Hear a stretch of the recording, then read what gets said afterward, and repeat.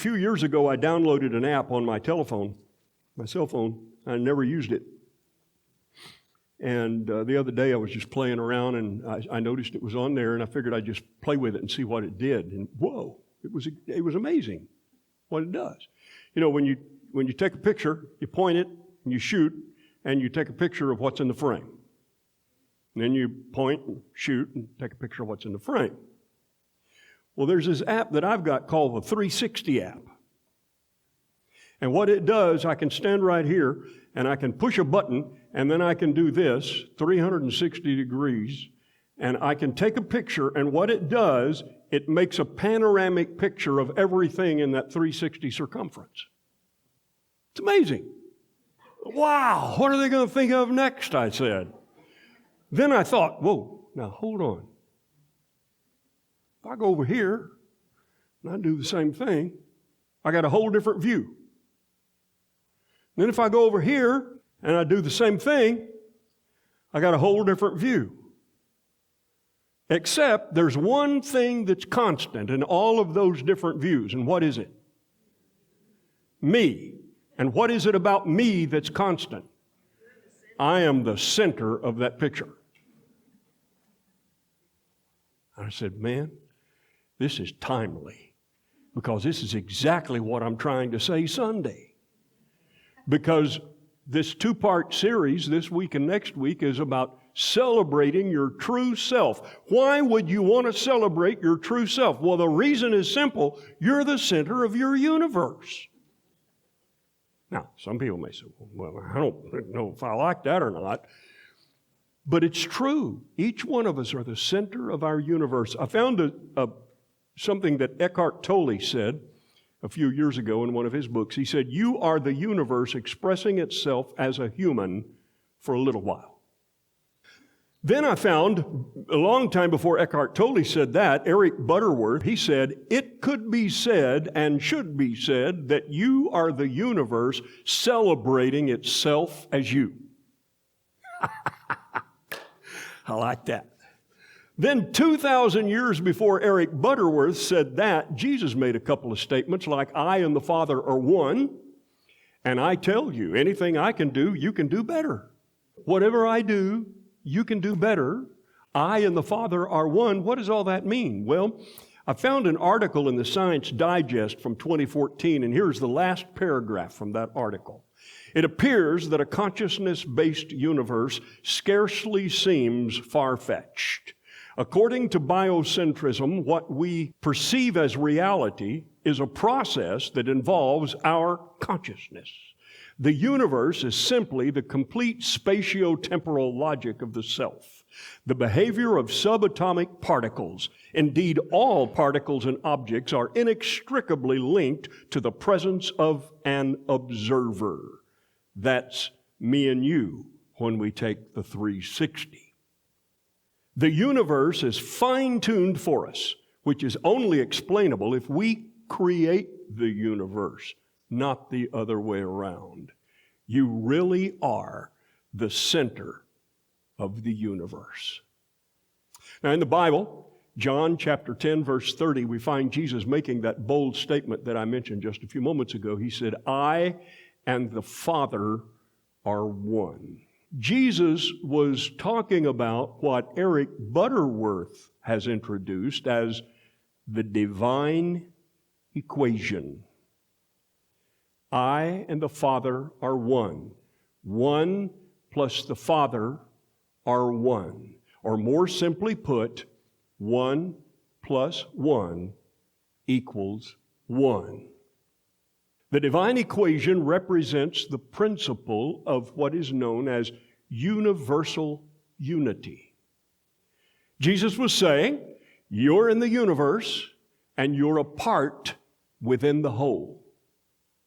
However, the whole is also within you, and there can never be any separation. Most churches don't talk about that. The whole of spirit presented in its entirety at every point in space at the same time. This means God is the Holy Spirit in man, or the whole of spirit, the whole mind, the whole of love, the whole of substance. It's in me, and it is in focus as me at every moment of time and at every point in space. Everybody's getting it? Because I had to go through this several times through the week. We can simplify the unity principle to say that I am the center of the universe. The divine equation is actually God's name. We find in the Old Testament where God told Moses what his name was. He said, I am that I am.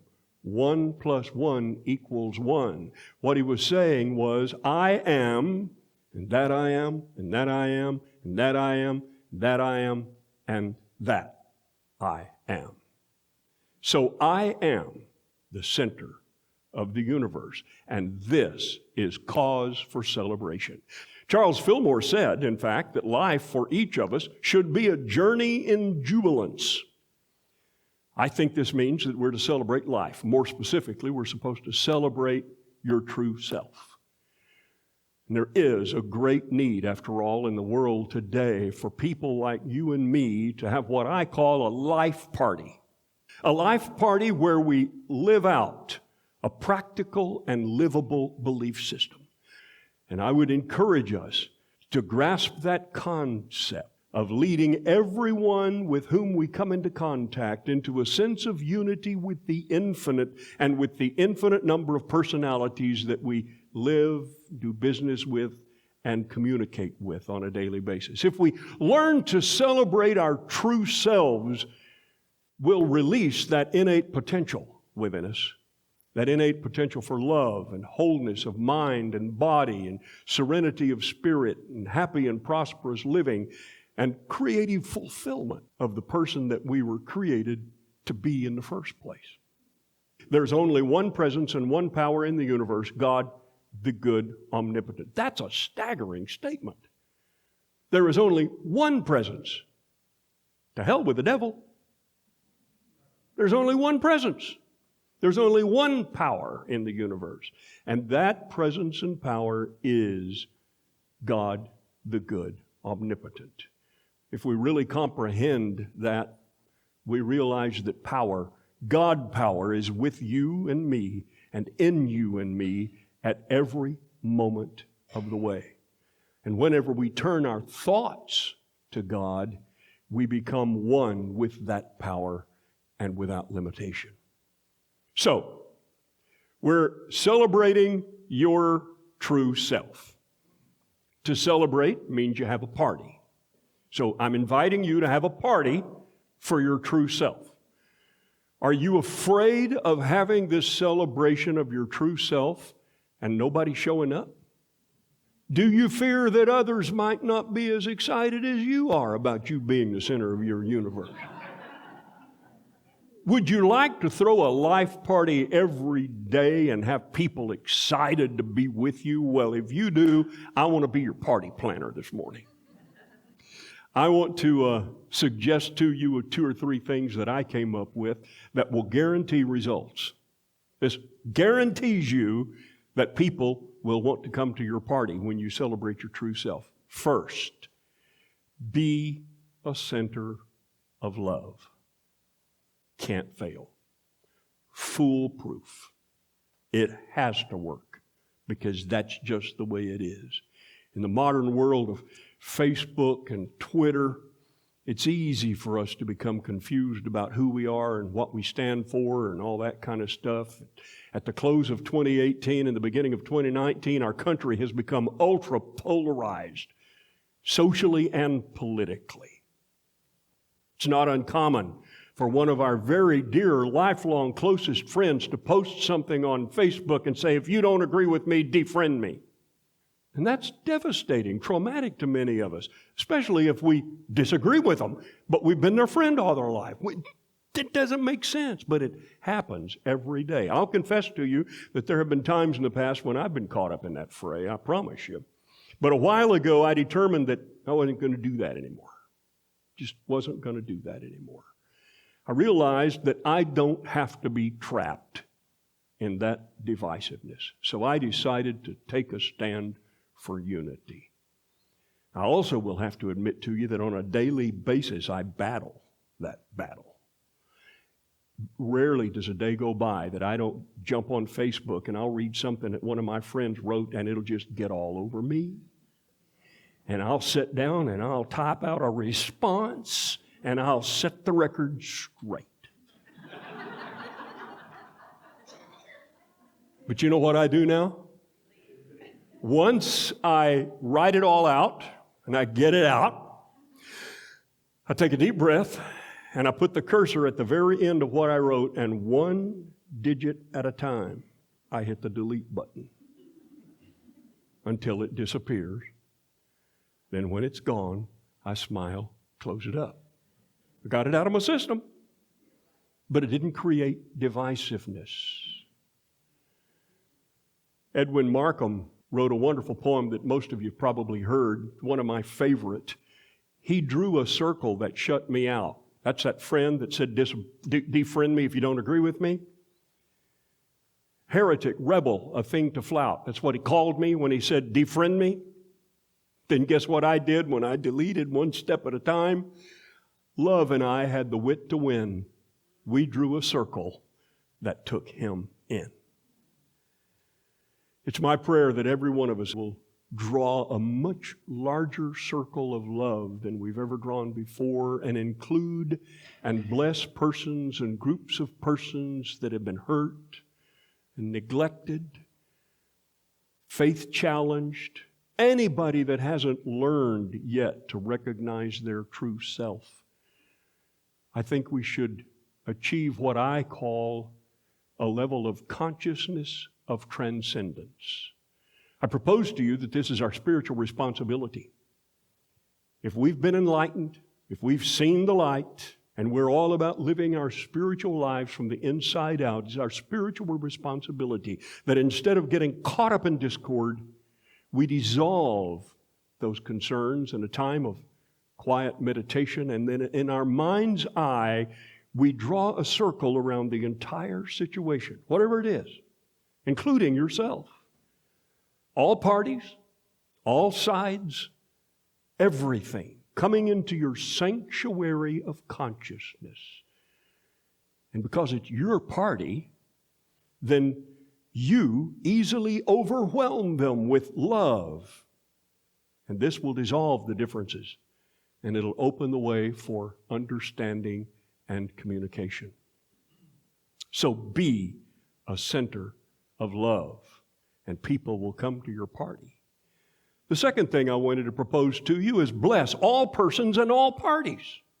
You see, you're having a party, she's having a party, he's having a party, everybody's having their party. I heard a saying a long time ago, everybody's playing the lead in their own movie.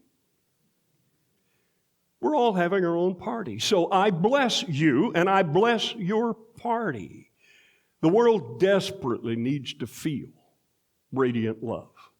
The world does not need your religion. The world needs your love. The world desperately needs unity. It doesn't need more theology.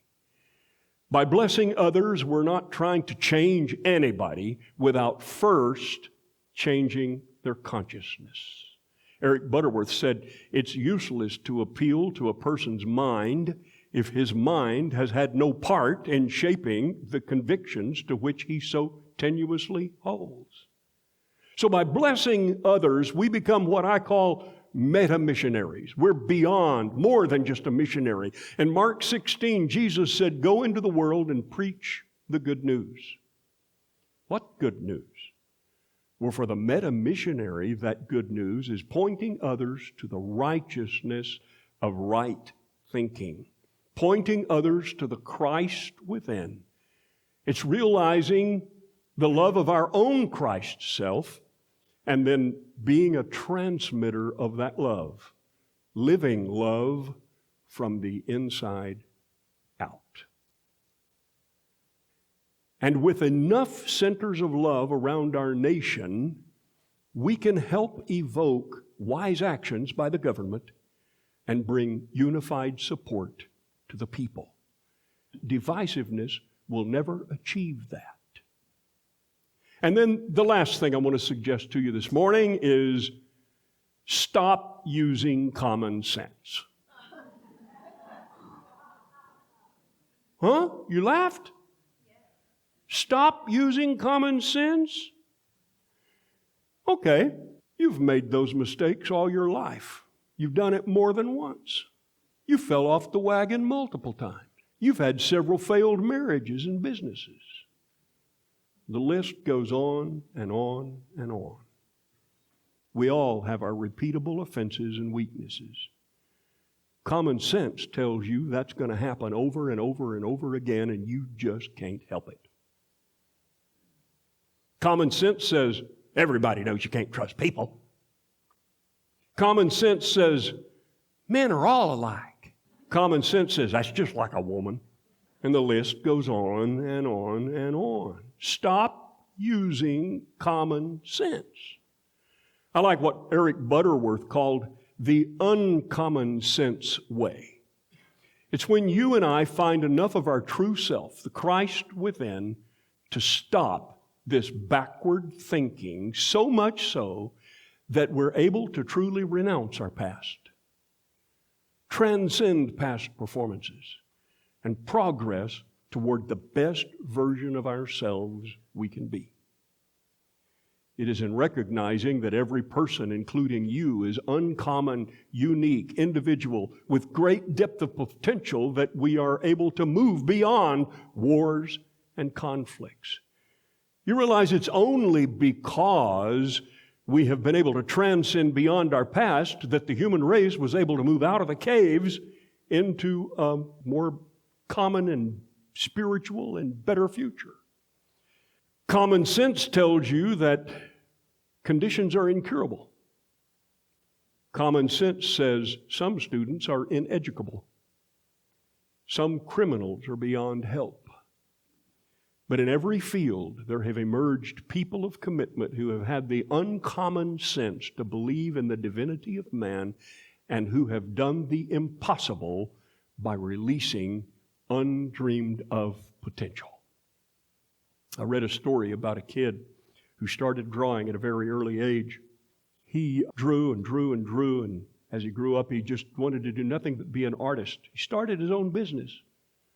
And he had him a really nice place, and he was trying to sell his art, and he would take his art to publishers and magazines and art dealers, and they wouldn't buy his art. They said, your art is no good. It just is no good. We're not interested.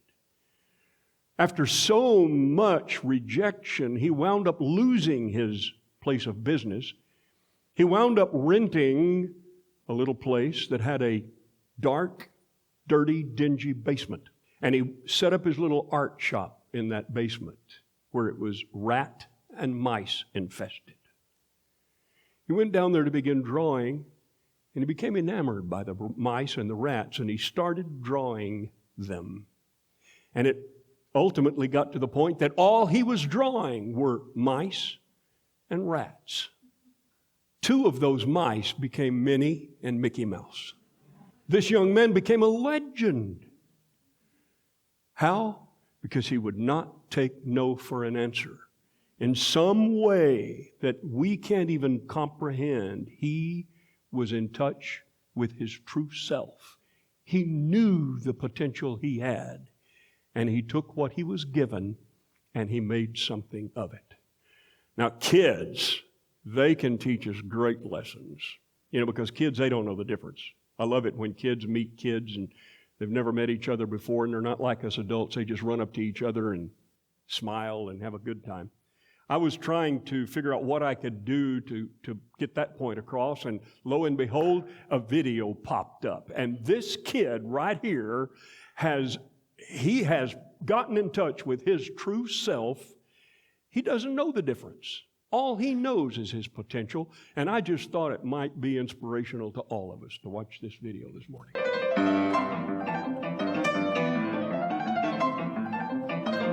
Watch the look on his face and the movements of his head.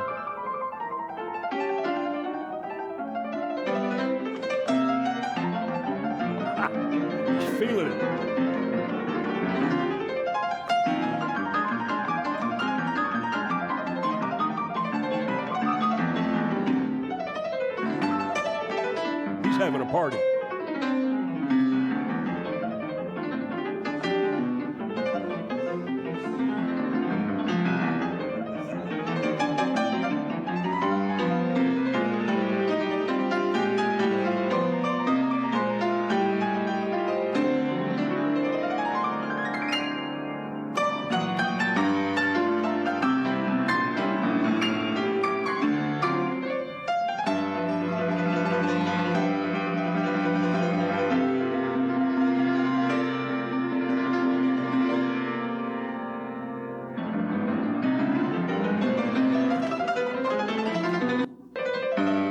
Okay.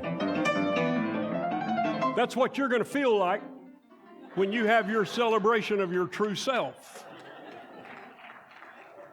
I watched that and I just couldn't hardly sit still. I got up and danced. You know what this is, don't you?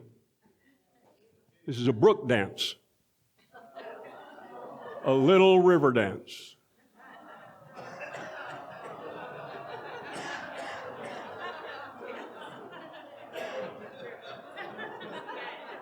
Some of you will get that about 6 o'clock tonight. We're not what we have been, but we're what we can be. Since the I am is within us and we are in the I am, then we are the that I am of the I am that I am. The divine equation, 1 + 1 = 1. When we take the uncommon sense view, we deal victoriously with all challenges and opportunities life throws at us. We know we were made for mastery. We were made for victory, for releasing that unborn possibility of limitless life. We can know that the goal of life is to open out a way whence the imprisoned splendor may escape. And my friends, that is a cause for a life party. Celebrate your true self because it works.